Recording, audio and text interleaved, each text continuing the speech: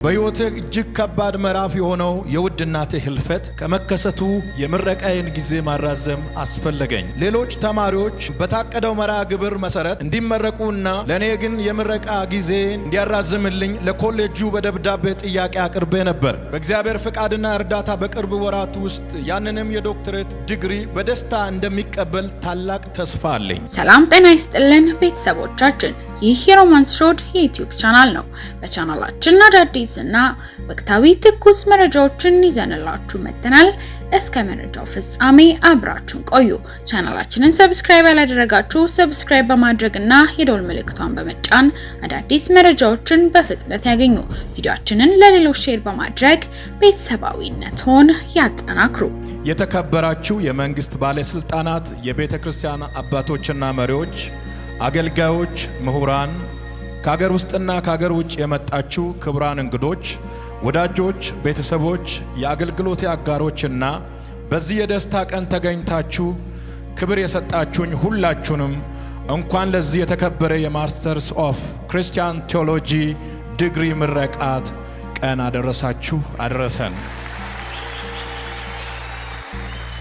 በቅድሚያ ሕይወትን ጠብቆ በብዙ ፈተናዎችና ውጣ ውረዶች ውስጥ አልፌ ወደዚህ የክብር ቀን እንዲደርስ ያበቃኝን ልዑል እግዚአብሔርን ከሁሉ በፊት በታላቅ ትሕትናና ምስጋና አመሰግናለሁ። ዛሬ የቆምኩበት ይህ ስፍራ የሰው ጥረት ብቻ ሳይሆን የእግዚአብሔር ጸጋ፣ ምሕረትና ታማኝነት ውጤት መሆኑን በሙሉ ልብ እመሰክራለሁ።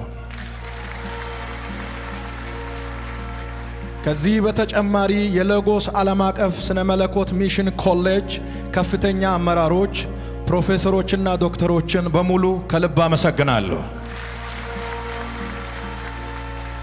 በተለይም በማማከር በመምራትና በትምህርት ሂደት ውስጥ ከፍተኛ አስተዋጽኦ ያደረጉትን ፕሮፌሰር ተስፋዬ ደገሰን እንዲሁም ከላይ እስከ ታች ያሉትን የተቋሙን መሪዎች በትምህርት ዘመኔ ውስጥ ላሳዩኝ ፍቅር፣ ክብርና ድጋፍ ከልብ አመሰግናለሁ።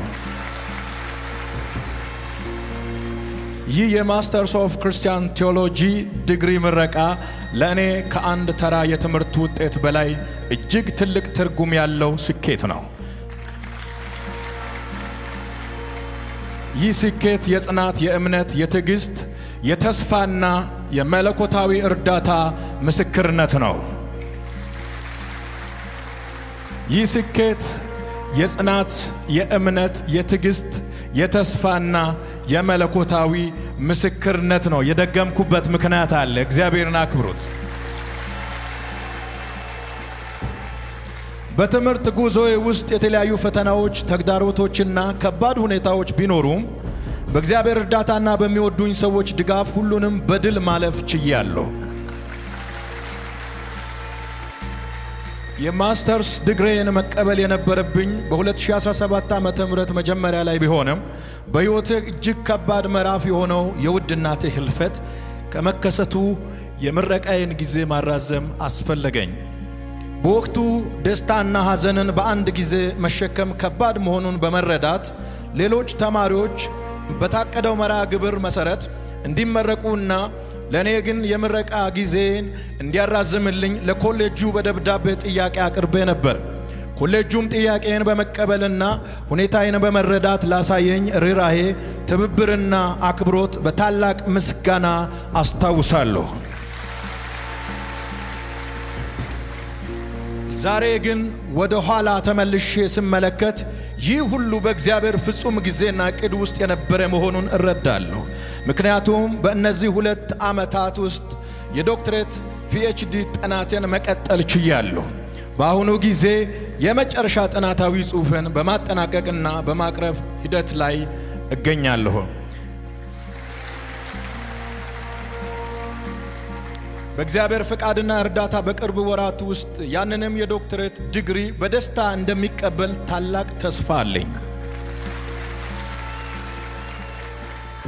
ስለዚህ የዛሬው ምረቃ የመጨረሻ መድረሻ ሳይሆን ወደ ከፍተኛ የትምህርትና የአገልግሎት ደረጃ የሚወስድ አዲስ የጉዞ ምዕራፍ መሆኑን በታላቅ ደስታ እገልጻለሁ።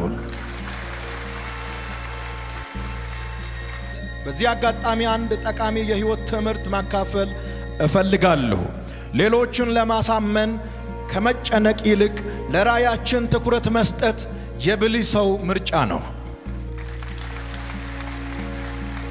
አትችልም የሚለው ድምፅ እንድትችል ያነሳሳልና አያውቅም የሚለው ቃል ወደ ዕውቀት ከፍታ ያወጣናል። የተቃዋሚዎች ተቃውሞና እንቅፋት በስኬት ጎዳና ላይ የመረማመጃ ድንጋይ ይሆናል። አንድ ሰው በመሬት ላይ የሚታይና የሚዳሰስ ሥራ መስራት ከቻለ በወረቀት ላይ በጥናትና በጽሑፍ መስራትም እንደማያቅተው አምናለሁ። ለዚህም እኔ ራሴው ምስክር ነኝ።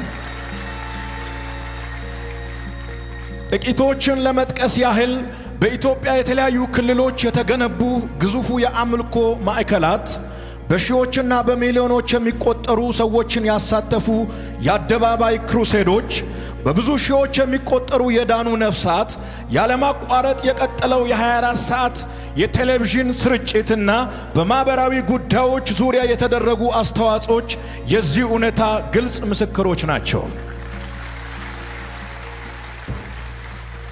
ሆኖም እነዚህ ሁሉ ስኬቶች በአንድ ሰው ጥረት ብቻ ውጤት አይደሉም። ከሁሉም በላይ ለዚህ ጉዞና ለተመዘገቡት ስኬቶች ከፍተኛውን ድርሻ የወሰዱት ውድ ባለቤቴና ልጆቼ ናቸው። የአንድ ቤተሰብ መሪ፣ የ5 ልጆች አባትና በተለያዩ የአገልግሎት ኃላፊነቶች ውስጥ የሚገኝ ሰው ሆኜ በአገልግሎት፣ በመሪነት፣ በትምህርትና በቤተሰብ ሕይወት መካከል ሚዛን ጠብቄ እንድጓዝ ያደረጉኝ እነርሱ ናቸው። በትዕግስት፣ በፍቅር፣ በጸሎትና በመስዋዕትነት በጎኔ በመቆም ለስኬቴ የማይረሳ አስተዋጽኦ አድርገዋል። ስለዚህ ዛሬ የተገኘው ክብርና ስኬት የእኔ ብቻ ሳይሆን የቤተሰብም ጭምር ነው። በዚህ አጋጣሚ ለውድ ባለቤቴና ለልጆቼ ከልብ የመነጨ ምስጋናዬን እገልጻለሁ። በተጨማሪም በእውቀት፣ በምክር፣ በማበረታታትና በጸሎት ከጎኔ የቆማችሁ መምህሮቼን፣ ቤተሰቦቼን፣ ዘመዶቼን፣ ወዳጆቼንና የአገልግሎት አጋሮቼን በሙሉ ከልብ አመሰግናለሁ። የተማርኩትን ዕውቀት ለእግዚአብሔር ክብር፣ ለቤተ ክርስቲያን እድገት፣ ለማህበረሰብ ጥቅምና ለመጪው ትውልድ ጥቅም እንዲውል በታማኝነት ለመጠቀም ቃል እገባለሁ። ሕይወት አንድ ታላቅ ትምህርት አስተምሮኛል። ሰዎች ያለፈውን ይመለከታሉ፣ እግዚአብሔር ግን የወደፊቱን ያያል። ሰዎች ድክመትን ያያሉ፣ እግዚአብሔር ግን አቅምህን ያያል። ሰዎች የዛሬን ሁኔታ ይመዝናሉ፣ እግዚአብሔር ግን የነገውን ክብር ያዘጋጃል። ስለዚህ በመንገዴ ላይ የተደረደሩ እንቅፋቶች መሰናክል ሳይሆኑ ወደ ከፍታ ያወጡኝ መሰላሎች ሆነዋል። የተዘጉ የሚመስሉ በሮችም ወደ ተሻለ ዕጣ ፈንታ የወሰዱኝ መንገዶች ሆነዋል።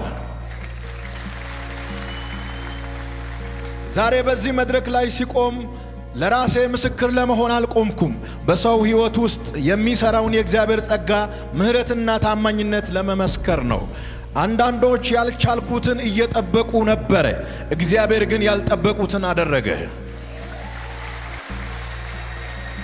አንዳንዶች መቆመን ብቻ አዩ፣ እግዚአብሔር ግን ወደፊት መራመድን አረጋገጠ።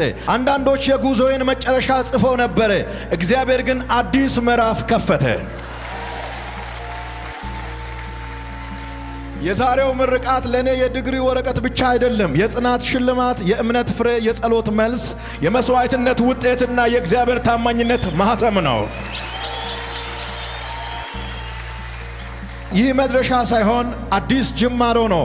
ምክንያቱም ራእዬ ከራሴ ይበልጣል፣ ጥሬ ከዛሬው ስኬት ይልቅ ይርቃል። እናም የእግዚአብሔር ዕቅድ ከሰዎች ግምት ሁሉ ይበልጣል። ስለዚህ ዛሬ በሙሉ እምነትና በድፍረት አንድ ነገር መናገር እፈልጋለሁ። የእግዚአብሔርን ፍቃድ የሚከተል ሰው ሊዘገይ ይችላል እንጂ ፈጽሞ አይቀርም። ሊፈተን ይችላል እንጂ አይሸነፍም። ሊተች ይችላል እንጂ አይቆምም። ሊወርቅ ይችላል እንጂ በውድቀት አይቀርም።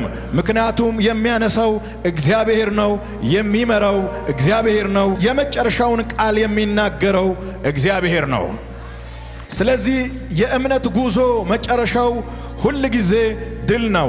የጽናት ውጤቱ ሁል ጊዜ ክብር ነው። ከእግዚአብሔር ጋር የሚራመድ ሰው መጨረሻው ሁል ጊዜ ከፍታ ነው። በመጨረሻም ዛሬ በዚህ ታሪካዊና የደስታ ቀን ተገኝታችሁ ደስታዬን ስለተካፈላችሁ እያንዳንዳችሁን በድጋሚ ከልብ አመሰግናለሁ። እግዚአብሔር ሁላችሁንም ይባርክ፣ ይጠብቅ፣ በስራችሁ ያሳካችሁ፣ በቤተሰባችሁም ሰላሙን ያብዛላችሁ። ክብር ለእግዚአብሔር ይሁን። አመሰግናለሁ።